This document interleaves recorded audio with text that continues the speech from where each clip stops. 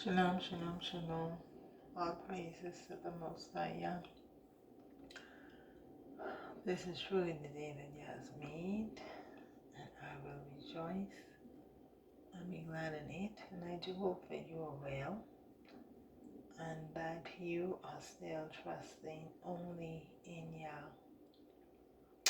Yah's good, He's faithful, He's loving, and He's kind. And I am grateful to Him for all things and all things.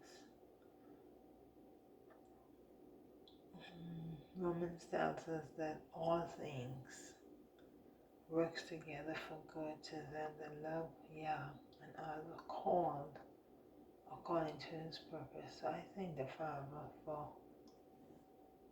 everything. I do believe that Yah is in everything. Yah allows things to happen, and it's always a good thing. It's a good thing. Even when it seems to be bad, there is some good in it. You may not understand it at that moment, but eventually you would see the good. And so I'm grateful for what He has done and what He allowed, and it was to get me in focus. Sometimes it's so easy to lose focus, and I thank the Father that He doesn't allow me to go very far without pulling me back. And so I came to complete the assignment, which the Most High had to remind me that I am to read His law. And it's so amazing that as I look at the views, the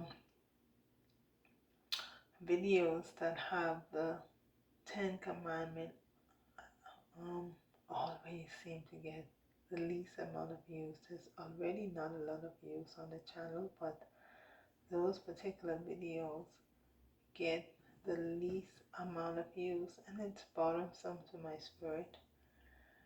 And so I thank the Father that He allowed me to be pulled in, so to speak, and yeah. So I have been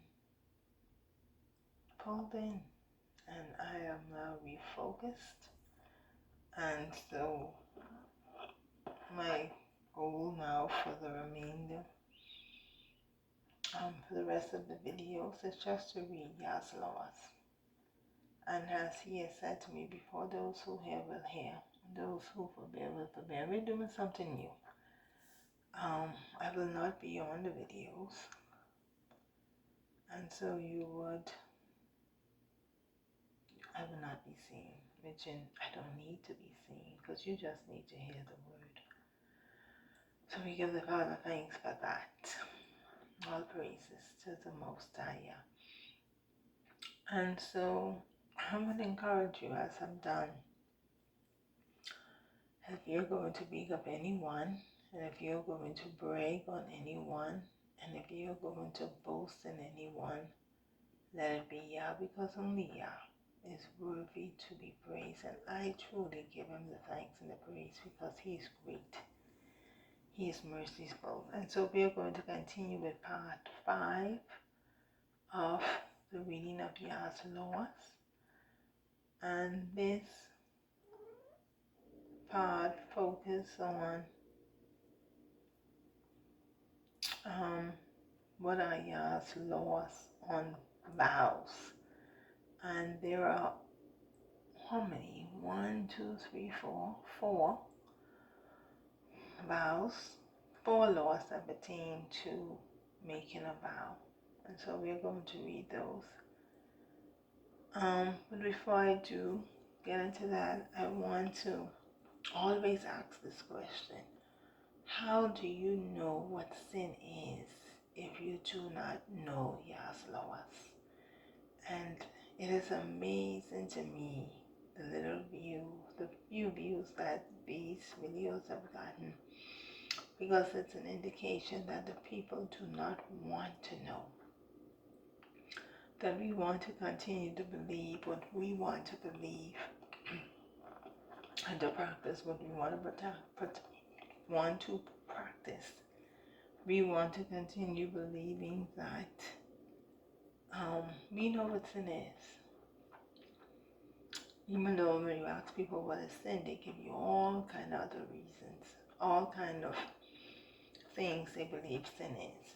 Oh, sin is this and sin is that. But the Bible specifically tells you in 1 John 3 and 4 that whosoever commits sin transgresses also the Torah or the law.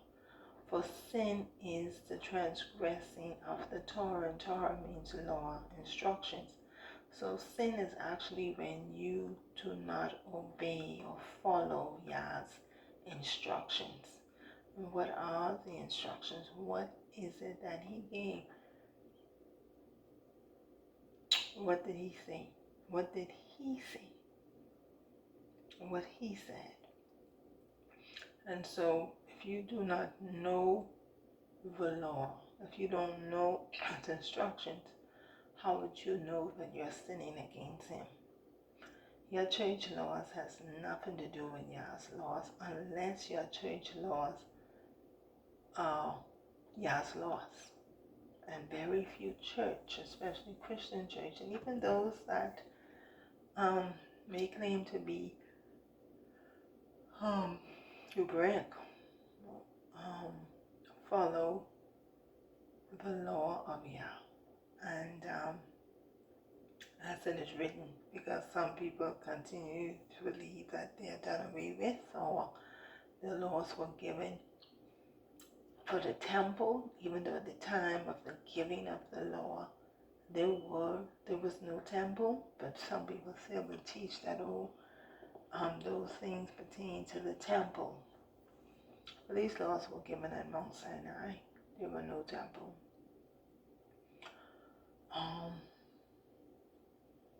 So it could not have been about the temple. The laws were given because to Yahshua to show them, to tell them, to instruct them on how Yah wanted them to live before him. And it's the same today, how the Father wants us to live before him. In order for you to have a relationship with the Most High, you have to know his law. You have to be keeping his law. You got to know his law. And I am of the strong belief that you cannot have a relationship with the Most High without keeping his law. You know, you can't. And Yahushua did not change that. In fact, he said he did not come. He said, think not that I've come to abolish or to do away with the law and the prophets. He didn't come to do away with it, but to fulfill it, to complete it, to show you how living the law looks. That's what he came to do. And so he embodied the law. He was the law in the flesh. He showed us he was the goal, as Paul said, of the law. His life taught us on how that we can keep it. Some people say, you can't keep God's law. You don't believe you can keep the law, then you are not following Yahushua. Because he did. He did keep the law and he was perfect. And that is what the law does. The law makes us perfect before Yah. It makes us perfect. And so we are supposed to, as Yah has instructed, learn them, talk about them, write them upon our doorposts in our house, upon our heart. In fact, the renewed covenant was that he would write his law upon our hearts and upon our minds. And that is the job of the Ruach HaKodesh, to convict us, to show us, to teach us Yah's laws, to ensure that we are following, walking in line with Yah's laws. Because the Ruach convicts us of sin, and as we have just read, sin is the transgression of Yah's laws. So the Ruach points to us when we are not walking according to Yah's instructions. That is the job of the Spirit of the Most High. Okay, Psalms 119:11 said, Thy word have I hid in my heart, that I may not sin against you. So what are Yah's laws on vows? A vow in the Hebrew is H5088, a promise to Yah, a same promise. First Law, number 92. A Nazarite must let his hair grow during the period of separation. Numbers 6-5. All the days of the vows of his separation there shall no razor come upon his head, until the days be fulfilled, in the which he separated himself unto Yah. He shall be holy, and shall let the locks of the hair of his head grow. And as I've said before, as with everywhere, there are laws, and some of the laws may not pertain to you. So if they don't pertain to you, you can't keep them. Some of the laws are specific to females, some are specific to males. As for this vow, this is specific to a Nazarite. So if you are not a Nazarite, then this law doesn't apply to you. But that doesn't mean that you should not know it. If you don't have a house, the house laws don't apply to you. If you don't have a business, the business laws does not apply to you. So what law apply to you are the ones that you are to keep, you are to follow. Okay, so number 93. A Nazarite must have his head and beard. A Nazarite must shave his head and bring the sacrifice when the period of separation is over. Number 16:11. Number 16:18.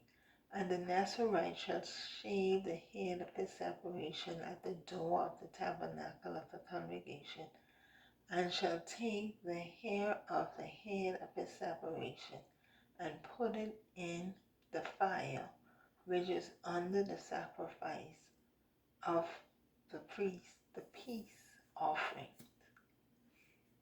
94. Vows and oaths to Yah must be kept. Deuteronomy 23:21-23. When thou shalt vow a vow unto Yah thy Eloi, thou shalt not slack to pay it, for Yah thy Eloi will surely require it of thee, and it would be sin in thee. But if thou shalt forbear to vow, it shall be no sin in thee.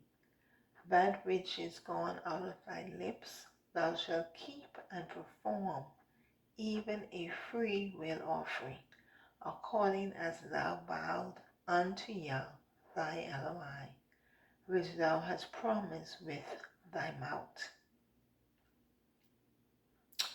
And 95. The law of binding and loosing a vow. Numbers 30:2-16.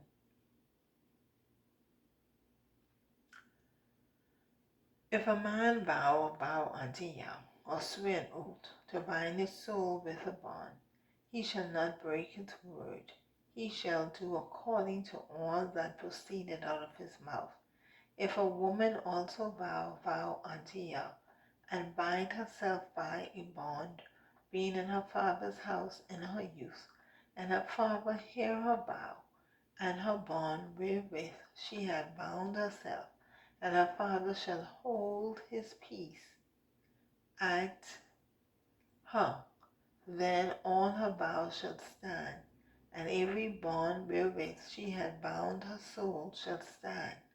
But if her father disallowed her in the day that he heard Not any of her vows or the bonds wherewith she had bound her soul shall stand, and Yah shall forgive her, because her father disallowed her. And if she had at all an husband, when she vowed, or uttered aught out of her lips, wherewith she bound her soul, and her husband heard it, and held his peace at her in the day that he heard it, then her vow shall stand, and her bond wherewith she bound herself shall stand. But if her husband disallowed her on the day that he heard it, then he shall make her vow which she vowed, and that which she uttered with her lips, wherewith she bound her soul, of none effect, and Yah will forgive her. But every vow of a widow and of her that is divorced, herewith they have bound their souls, shall stand against her. And if she vowed in her husband's house, or bound her soul by a bond with an oath, and her husband heard it, and held his peace at her, and disallowed her not, then all her vows shall stand, and every bond wherewith she bound her soul shall stand. But if her husband had heartily made them void on the day he heard them, then whatsoever proceeded out of her lips concerning her vows, or concerning the bond of her soul, shall not stand. Her husband had made them void, and Yah shall forgive her every vow and every binding oath to afflict the soul. Her husband may establish it, or her husband may make it void. But if her husband altogether hold his peace at her from day to day, then he established all her vows, or all her bonds which are upon her. He confirmed them, because he held his peace at her in the day that he heard them.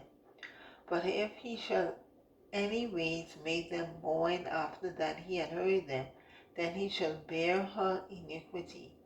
These are the statutes which Yah commanded Moses between a man and his wife, between the father and his daughter, being yet in her youth in her father's house.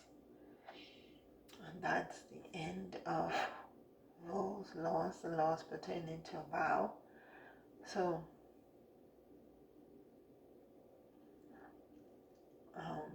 the vow that you made to the Most High, once it comes out of your mouth, the promise, He expects you to keep it.